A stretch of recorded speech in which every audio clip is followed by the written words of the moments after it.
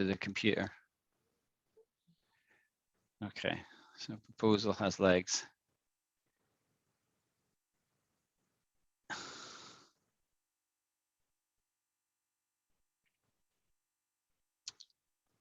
Like, so there you go. Does this story have legs? Right? Have legs. See, have legs. See that in these different dictionaries? Yes. So it's either have legs or has legs. If a story in the news has legs, it will continue for a long time. That sounds like what you said, Mona, doesn't it? and I said you weren't quite right. So as the Americans would say, my bad, right? Meaning it's my fault. I've made a mistake there, right? If something has legs, it will continue to exist and be successful. The business has legs.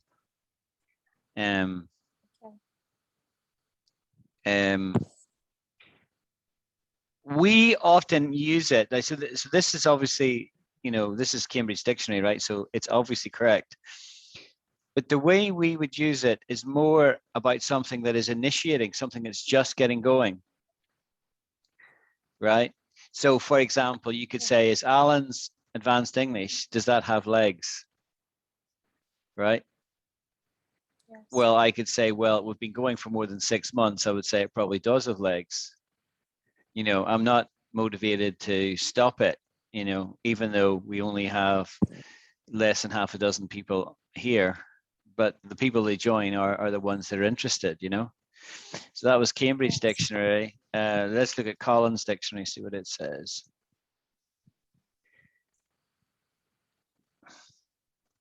Phrase, I have an idea, plan, or activity has legs, it will continue or succeed. Yeah, so you notice that. So that's how I was using it. It will succeed. Yeah. If something's already running, has legs, it means that it's going to continue to run, right? That was the definition that you knew, Mona, right? But if something is going to succeed or not, you know, you don't know if it's going to succeed if something is just getting started. If you say about that thing that's just getting started, it will definitely have legs. You're saying you think, you predict that it's going to succeed. Yeah. Yes. So that's it. That's a useful one. Here look at this. Have in British English, informal, to be successful or show potential to succeed. See, that is a definition. That's the definition I was trying to explain. That's how I understand the expression. That's how I hear it being used. Something has the potential to succeed, but you don't really know. It's a kind of a statement of belief. So Anjali says to be success. Yes. Yeah, exactly. Exactly. Thank you. So let's say Anjali tells me she's going to go into business, right? And she tells me about her idea. I would say, yeah, I think that's got legs. It hasn't started yet. It's no more than a brainchild. It's something in her head. But if I say it has legs, what it means is I am convinced that there's something in it. It's a good idea. That's potential. What was that, Siddhansu? It has potential. It has potential, correct. Welcome, Fabiola. Thanks for joining. Hi, teacher. Hi. So we've just been explaining the meaning of have legs. I won't go over it again. You can watch the recording, first 5 minutes. And okay, so let me look at the next thing I wanted to teach you guys, right? So we've done has legs, if something has legs. Yeah, the next one is have your wings clipped. Your wings clipped. What does it mean to have your wings clipped? Anyone? Not having the freedom to do whatever you want to exactly. Yes, exactly.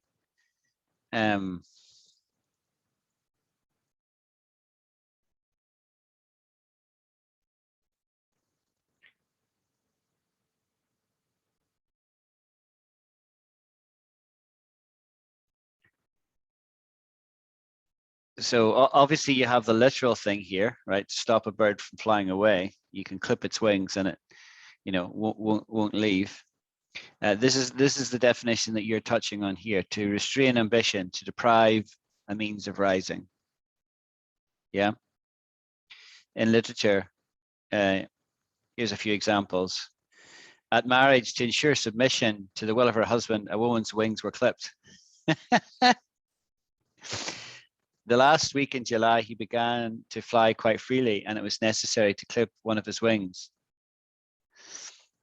That organization, known as the New York Independent Benevolent Association, has had its wings clipped, right? All this traces the change that came from clipping of Lebrun's wings of genius. He tried to clip the wings of all his vassals at once. So you see how it's a very general term. It's a very general idiom, can be used in a multitude of ways. And it's mostly used not to do with the clipping of a bird's wings, really. You know, it could be used in that context, obviously, but in general, it's used to say you're putting the dampener on something. You know, you're restraining an individual or an organization, some kind of entity. You're restraining them. Make sense? So, Anjali obviously got the memo before. I'd encourage the rest of you, when you're communicating with me, either orally or writing, you know, try and use some of the stuff from like previous lessons, you know, from this week, next week, you know, because it's good for me, but it's mostly good for you guys. It really reinforces the learning. Even if it seems a little bit unnatural, it would be hard to think of a sentence where you talk about, you know, clipping wings, but, you know, I could make up a sentence that says, you know, something to do with that proposal really has legs, but unfortunately its wings were clipped because of blah, blah, blah. You see, you could see how you could join those two things together, right? And it might be on a slightly forced and unnatural, but at the end of the day, we're just trying to reinforce the learning. So usage creates that. Usage, you got to use it. Yeah, you can't have heard about it 6 weeks ago or 6 months ago in a class. If you never use it again, you will never recall it when you need to. So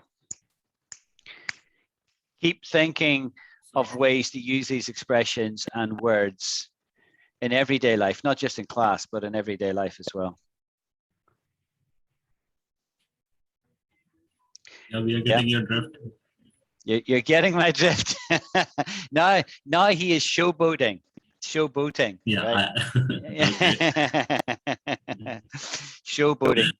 Showboating means showing off, right? You're like, you know, look at me, I'm clever, right? So that's fine. That's fine. Okay. Now I did hard-bitten in the class discussion. Sudansi, you probably missed that because you only just joined. So let me just ask the question again. What does hard-bitten mean? Hard-bitten.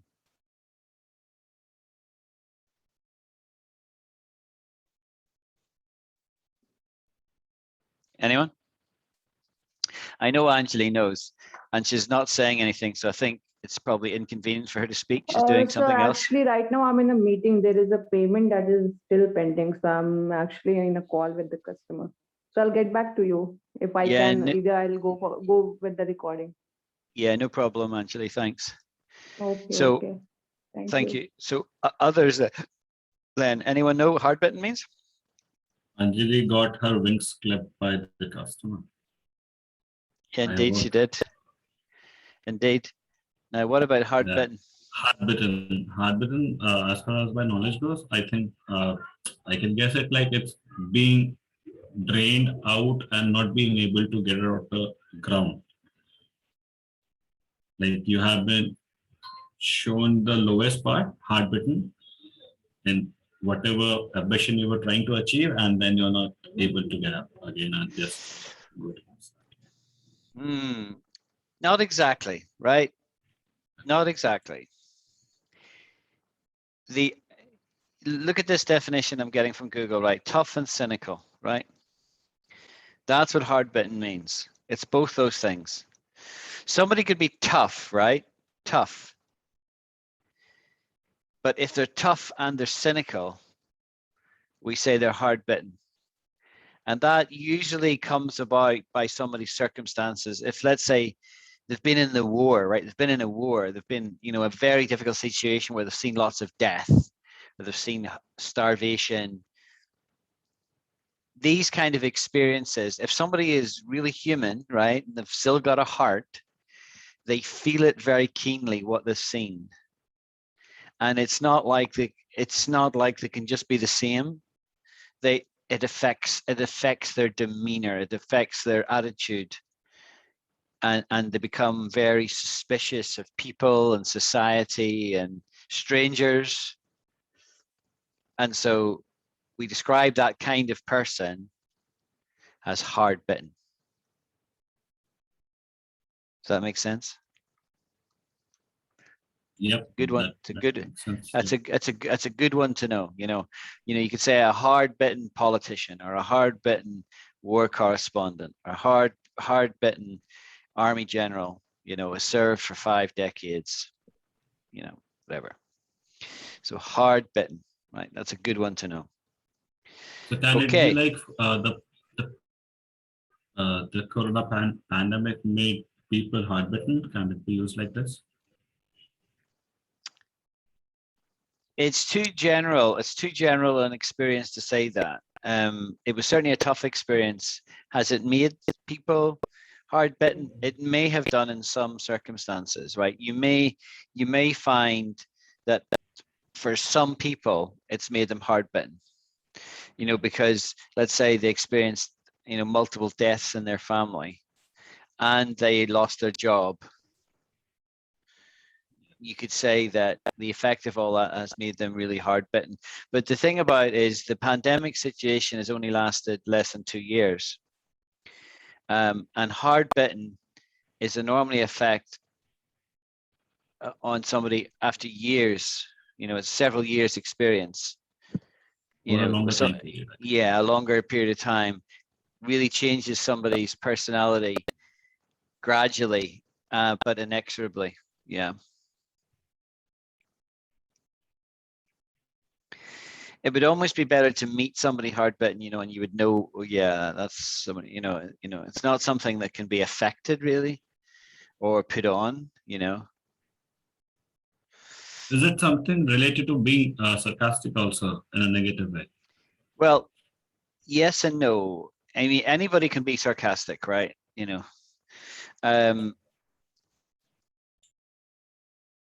Somebody who's hard-bitten may become sarcastic in their responses, but sarcasm has all got to do with responses. We would say, I would say, Sudhanshu is very sarky, right? Very sarky. And when I say you're sarky, I mean you're sarcastic, which means that you're never giving me a straight and plain and honest response. You're giving me a very negative kind of response all the time, right? Now you don't have to be hard-bitten to be like that. Some people just are like that, right? And it can be very wearisome on other people, very wearisome. If somebody is sarcastic all the time, if they never come out of it, because to be sarcastic is you're not really being yourself. Typically you're not being yourself. You're saying things for the effect it's having on others, oh yeah, not another presentation by the boss, very negative. Sarcasm also can be very witty, if it's appropriate and at the right time, it can be very, very powerful.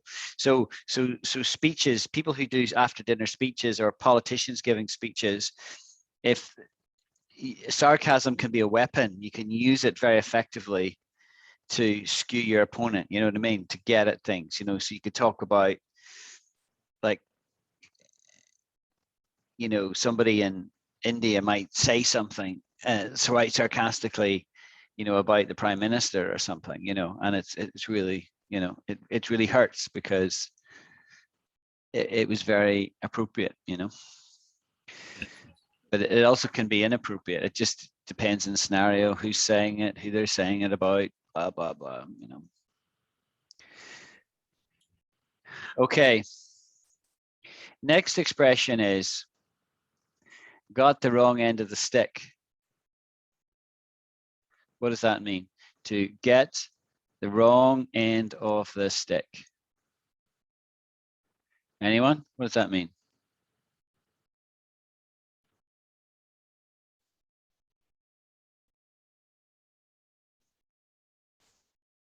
No response means probably you guys don't know.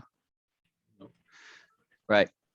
Chiefly British, informal, an incorrect understanding of something. You've got hold of the wrong end of the stick. You didn't push me, I fell. So let's look at this definition. Let's find this. This is an American dictionary, and it's got chiefly British, informal. That's kind of interesting. Okay, so the Americans obviously don't say that. An incorrect understanding of something. That's the definition. An incorrect understanding of something, right?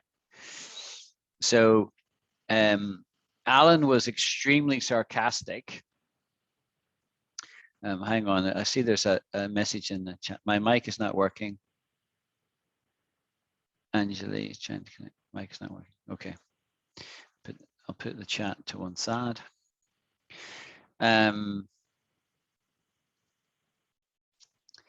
So Sudansu says, see that guy, Alan, he's really sarcastic. I don't like that guy. He's really sarcastic all the time. Mona responds, hey, Sudansu, you've got the wrong end of the stick. He's not really like that. He's actually a very positive guy. He's just poking a little bit of fun. Now you see how I used that? Yes. So by saying you've got the wrong end of the stick means you've got an incorrect understanding. You've jumped to a conclusion. That's another thing. You've jumped to a conclusion. We say that a lot as well. You've reached a conclusion that's not the right one. So you've jumped to it too quickly. You didn't give enough time to really understand what the other person is like. Okay. So you've got the wrong end of the stick. Okay, this is a very common expression here. You use it a lot in an argument as well. If there's a disagreement between people, you're not seeing eye to eye. And somebody says, "Bye, but you you do this, right?" And the other person says, "No, you got the wrong end of the stick, mate. This is what I mean. This is what I meant by that." See? Yeah, exactly. Yeah. Like somebody says, I could say, I'll use her name since she's popped off the thing. Maybe she's not speaking tonight. I could say, Angeli's really thin. You see, I could comment that, and then somebody else could say, "Are you insinuating she's malnourished?" Or you're insinuating she's malnourished. You see, Sudansu says to me, and I said, "No. You've got the wrong end of the stick. What I mean is, what I meant was she's obviously very fit. I think she is does yoga and different things, and that's why she's thin. You see how I used that there? Yeah, you just put me in a very tight spot. I put you in a tight spot, right? We did that last time, didn't we? Yeah, exactly. Or I put myself in a tight spot by commenting maybe inappropriately. Yeah, whatever. Yes, Mona. Excuse me, teacher. It means misunderstanding. Yeah, exactly. Oh, okay. Yeah. Thank you. Comment, Mona, on your pronunciation. Right, when you ask a question, you say something like this. Teacher. You say something like this. Okay. You say, "Excuse me, sir. A misunderstanding. See, a misunderstanding." Okay. No. Okay. It used to confuse me, that, right? Okay. Yeah, because we either end our sentences going down or going up. The sign where yours is in the middle, like this. Excuse me, sir, is it the wrong end of the stick? And my ear is trying to think, is she asking a question or making a statement? You get me? Yeah. Teacher, I told you, excuse me, teacher, it Yes. means misunderstanding. I told that. Yes, I know. But what I'm trying to help you with is when you're asking a question, you should end it on an up, right? Like this, right? Or if you're making a statement, you should say this. I think the wrong end of the stick means a misunderstanding. Now you hear, listen to my voice, it went down. I think the wrong end of the stick means a misunderstanding. See, my voice went down. It went right down. See, I'm overemphasizing it. But the fact that my voice dropped means I made a statement. But if I said the wrong end of the stick, does that mean a misunderstanding? My voice went up. You hear that? Very clearly went up. So there's no dubiety. It's either going up or it's going down. Now, if my voice goes up, I'm asking a question. See? Okay. And Yes, thank you. You see that? See that? And so I just think, I'm just suggesting that you might want to think about that when you're speaking. Am I asking a question or am I making a statement? If I'm making a statement, come down the way. And if I'm going to ask a question, you go up. Now, obviously, you could say to me, you're being stupid, sir, because obviously when I phrase a question, I phrase it like, does it mean? You phrase it like a question. Does it mean, or is it mean? You know. But notwithstanding the English, the wording, the way our ears are tuned is statements end on a down. And and it's interesting, it's the same in Spanish, I've learned, right? In Spanish. And since Io has just joined, she can confirm that. With the Spanish, they say statements and questions are the same. The only difference is in the intonation. That's the only difference. Isn't that right, Io? Okay. Thank you, teacher. Good morning for everybody. Nice to hear your voice. Good to see you. We're going to have a short class today. I'm going to finish on the hour because I've got a night out with my team. So just for your information, okay? So we'll have an intensive further half hour now. Right, let me jump back to my notes. So we've done the wrong end of the stick. Now, next one I'm going to teach you is, what does it mean to pull my weight?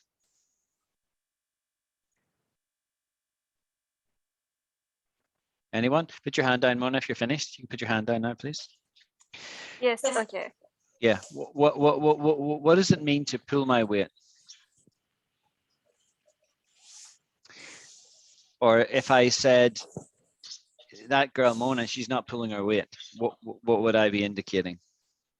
Anyone? Okay, this is good. This is a learning then. Okay, nobody knows what it means. No. Yeah, okay, that's good. Sir, you can write the expression in the chat, please.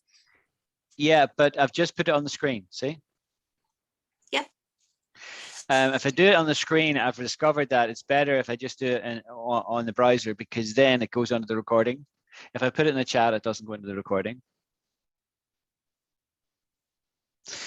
So I've put it here, pull my weight, right? So what it means is,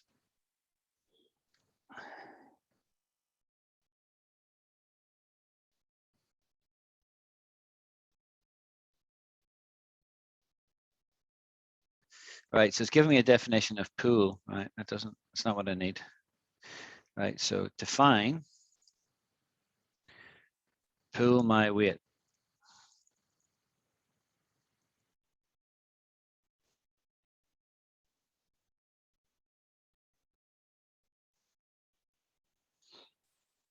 Here you go.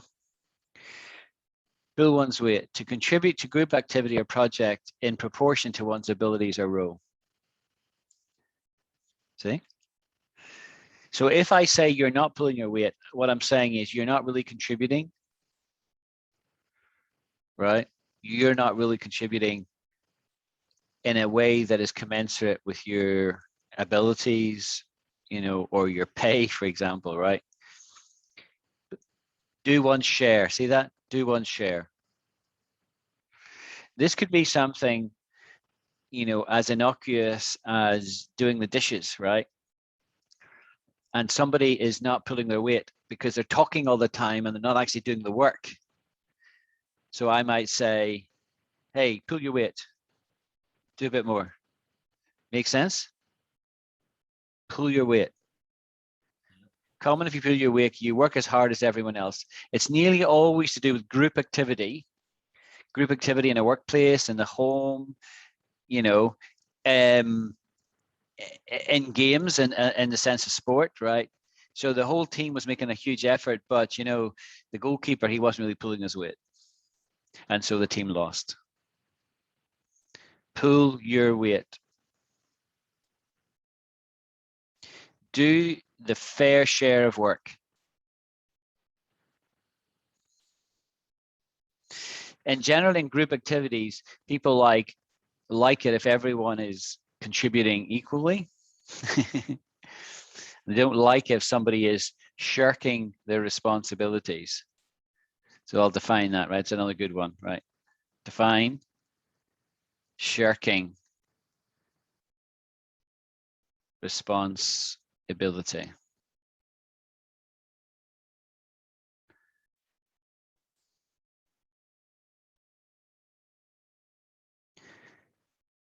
Do you know the word shirk? Is that a new word for you guys? Yeah. Yeah, okay. I thought it might be. Shirk. So shirk means to avoid work, duties, responsibilities, especially if they're difficult or unpleasant. Okay. Shirk. So shirking is the opposite of pulling your weight. See? Pulling your weight is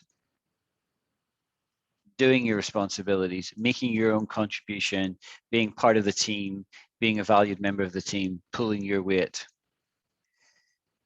Shirking is the opposite. Somebody says, I'm not going to do it. Right? I will not shirk from my obligations. If you shirk from your responsibilities, duties, the situation will be much harder to deal with next month.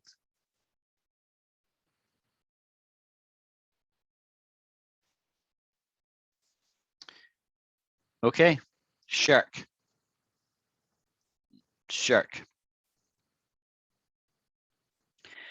Right, that's a new one I hadn't even thought to say. I just came across that one. We've done pull your weight. Right, here's a really good one. I'll bet you nobody knows this one, but the Indian folks should know this one. Cricket. Yes, we know that. Right, yeah, right. So what does it mean if I say something is not quite cricket? I don't Cricket expect is any. also an insect. What? Cricket is also an insect. So it might be related to that. No, it's nothing No. to do with the insect. It's got to do with the game of cricket, Okay. which you guys play and are very good at and always are whipping our ass, right? So you guys know how to play cricket, right? We introduced it, but you guys play it from your nippers, knee high. Any film you ever see about India, you see all the kids playing cricket, right? You guys love cricket and you're really good at it, right? But the thing about cricket is, cricket has some very particular rules by which you have to play, game etiquette, right? Yes. And if you say in the context of business that something is not quite cricket, what we mean is that you're not playing by the rules. You've done something that is not there's a concept called fair play, right? So if you do something that tries to give your team an advantage or you personally an advantage, an unfair advantage, that is seen as not quite cricket. Get that? Yeah. Sir, so Yeah. but this cricket, and it is just like a painful, or what I mean, so like a pain in our muscles. Yeah, so in that case it is related to this business area, because it is something that it is not or that something that is unpleasant for doing, or something like that. Not quite, no. Don't think about physical muscles or anything like that, right? Don't think about that, right? So obviously there's cricket here in the game, and here's cricket as Sudansu mentioned it, right? The insect that makes a lot of noise. It might be hard to find a good definition of this, actually.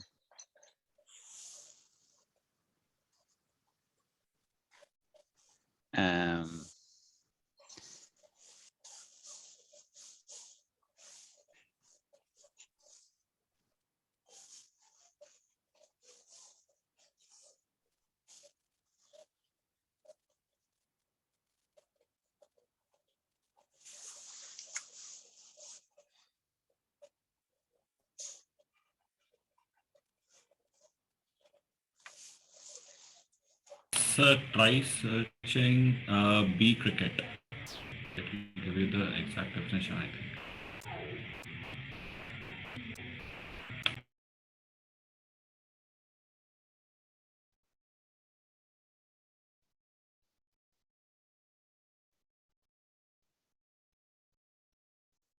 We would never say bee cricket. Not cricket. That might be it. Yeah, there you go. Not cricket. UK, old-fashioned or humorous. If behavior is not cricket, it's not fair, honest, or moral. It's not just cricket. It's just not cricket to lie to your friend. There you go. It's not cricket.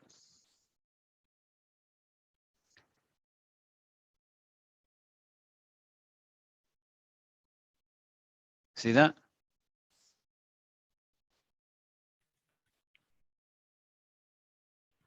It's not cricket. Yes, sir. So let me change my thing. Yeah, so what I said was not quite cricket. That's, I Sir, used it. but Yeah.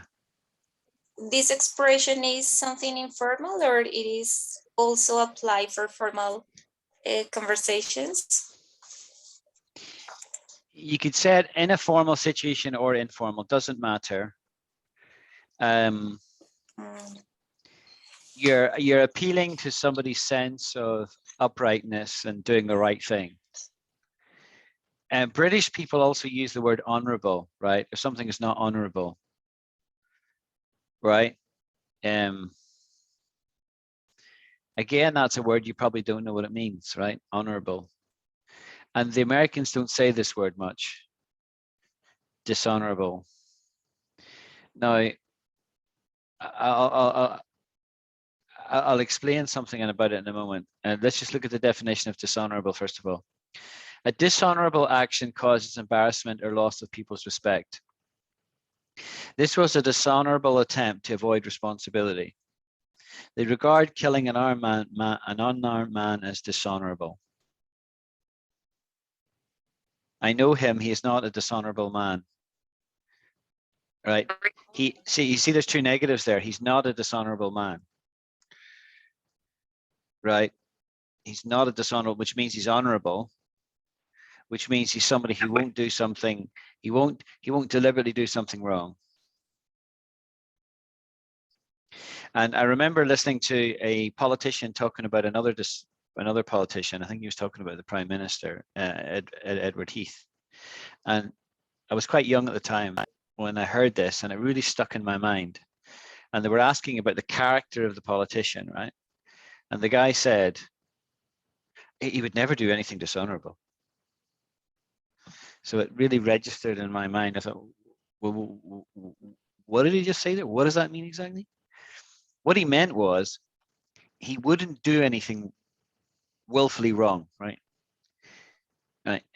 it's not the same as sinful, right? Or wicked, right? Which are terms, you know, you could say the word nefarious. We've done the word nefarious before. If somebody does something nefarious, it means very wicked, very bad, right? And so somebody who does something really nefarious, I mean, they should be put in jail, right? But people can do wrong things without it being like murder, you know, or embezzlement or anything like that, as serious as that, but they can do something wrong. But if somebody is of a certain character that they wouldn't willfully do wrong, you would say they're honourable. Honourable. And somebody who wouldn't, but somebody who would do those things, people are different characters. Some people wouldn't have any conscience about doing something like that, and so their conduct would be regarded as dishonourable. Dishonourable. Everybody got that? Yep. Mm. This is advanced English. Can you please use cricket in some examples? Yeah. How can we use that in a sentence? Yeah. Okay. Let's Yeah. look up. What was that? May I Go ahead. use? Okay, so it's not cricket to get the credits for your peer members' work. Very good. Excellent. So But that was anyway, using that. that So, was the example was already there on the website. yeah. So what he just said was, right, I'm going to repeat it because for whatever reason, your mic doesn't come through that clearly, Sudan, so it's a wee bit sort of muffled. You said it's not cricket to get credit for a colleague's work, right? And that's a great example, a great example. The question that Anjali was actually asking was about honourable, using honourable or dishonourable in a sentence. Okay, but that's an excellent example, Sudan. So first class, kudos, well done. So let's look at some examples I've just Googled here, right? His literary and scientific reputation speedily brought him honourable recognition. Now let's just pick apart that sentence and what it's saying. His literary and scientific reputation, so here's somebody who's got a reputation, brought him honourable recognition. In other words, he was so recognized he got honours. And what honours are is generally more than just kudos, right? Honours are, you know, he won a prize, you know, he got, he won the Nobel Prize. That would be the highest honour you could get, right? Right. In character, yes, Mona. You had a question? No, it's not. No. Okay. In character, Turgot was simple, honourable, and upright, with a passion for justice and truth. Now, can you see that definition of honourable there chimes? There's a good word which I've done in the past. It chimes with everything I've said about honourable. And you'll notice that in truth, Turgot was simple. Simple doesn't mean stupid, by the way, right? Simple, honourable, and upright with a passion for justice and truth. In that one sentence, we have got a good handle on the character of this person, Turgot. You see that? A slight aside there, I said a good handle. Do you know what a good handle is? No. Can you please So spell it yeah, in the chat? what I'll do is, I don't want to use chat, right? And the reason I don't want to use chat is it doesn't get in the recording. So but I will come back to it, right? I'll put it in the chat so we don't forget. You make sure I don't forget, Anjali. So a good handle. There we go. It's in the chat. But I'll finish the examples on honourable, and then we'll do a good handle. Okay. He died after a successful and honourable career on the 23rd of September, 1728. Right. There you go. Successful and honourable, which means good. It was a good career. Lord mayors are entitled to be addressed as the Right Honourable, right? You know, if you address somebody as the Right Honourable so-and-so, then they are obviously distinguished. As infant of Castile Ferdinand had played an honourable part. Right, so in other words, he'd played a good part. In 1620, a new and more honourable career opened for him. In morals, it is evident that he was, according to his lights, a strictly honest and honourable man. Okay. Got it. Yeah. So I think we know what honourable means, and I think we know what Yes. dishonourable means, which is the opposite. So if I said about you, you were dishonourable, I'm really denigrating your character if I say that. But if I say, you know, after many months of dealing with Anjali, I would absolutely confirm that she's an honourable person, and I would write her a reference. You know what I mean by that. And you can decide yourself whether I'm being facetious or being sincere. Being facetious. You know what that means, No, right? you are not being facetious because that's mean you are just kidding, but you are not kidding. Exactly. Yeah, Exactly. okay. Exactly. Exactly.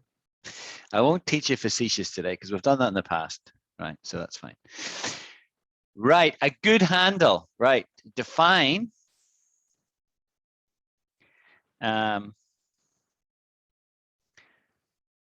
good handle.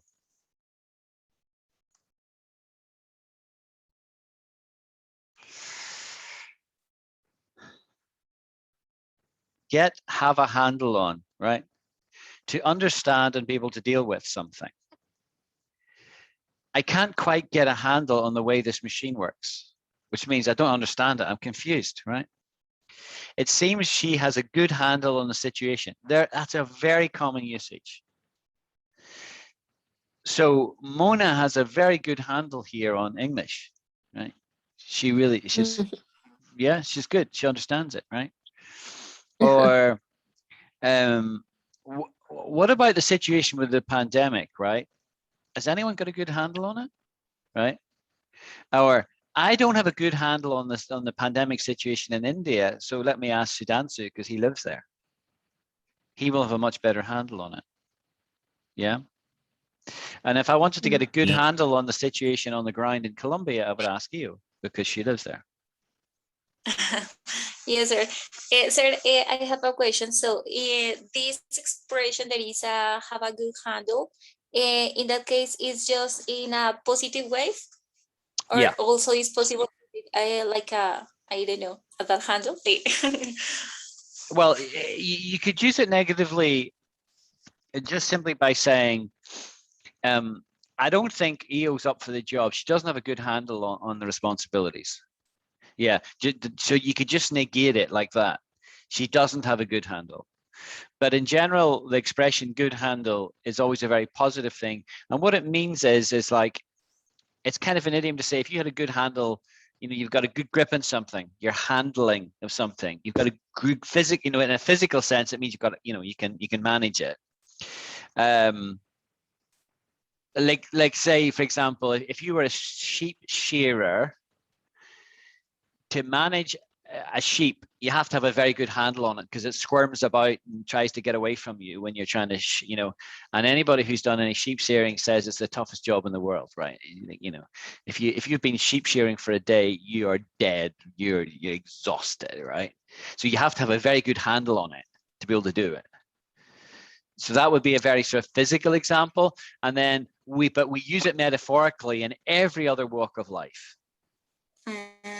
Okay, so it's just when you perform quite well something. So it could be like a, I don't know, personal situation. Also could be like a work or something like that. No. It doesn't mean you've done a good job. It doesn't mean that. What it means is you're in the process of doing a good job. You're, you know, you understand the situation and you're managing it well. You understand and you're managing it well. If you're doing both those things, you've got a good handle on it. Like okay, so it is something related to the resilience, more or less. Or not necessarily resilience. Not necessarily resilience, because resilience says you're tough and you can cope with failure, right? But if you have a good handle on a situation, there's no way you're going to fail because you're managing it well. So it's a statement about good performance, good understanding, and good performance. okay, yeah. Yeah, got it? Yes, I get it. Okay. Thanks, sir. Okay. Now, what I'm going to do is I'm going to end it there. And this has been a kind of short and sweet, we say. Short and sweet. Which means it was fun, but it was also a bit short. All right, so short and sweet. Pleasantly brief, not lasting a long time, not requiring all the time. So today was only a 1 hour lesson. And I put the recording on after about 5 minutes, I think. So we've got most of it recorded. So you can, if you came late, you can go back over that. I will do another class on Sunday, all being well, at 6 p.m. That seems to work for a lot of people. And it seems that people in the East and the West can attend it. So I recognize it is late for you, Sudhanshu, and also Anjali. But you know, if you can cope with that, I'll do another class on Sunday then, and we'll just carry on in this kind of modus operandi. All right. I will be there. Yeah. All right then. Thanks for joining, everyone. Nice to see everyone. I really appreciate it. Thank Thank you. Thank You teacher. guys are joining. Thank you. All right. Thank you. See y'all. Thank you so much. Bye, everyone. Bye. Bye. See you. Bye. See you. Bye. Bye. Thank you, sir. No problem. Bye, sir. Bye bye now. Bye.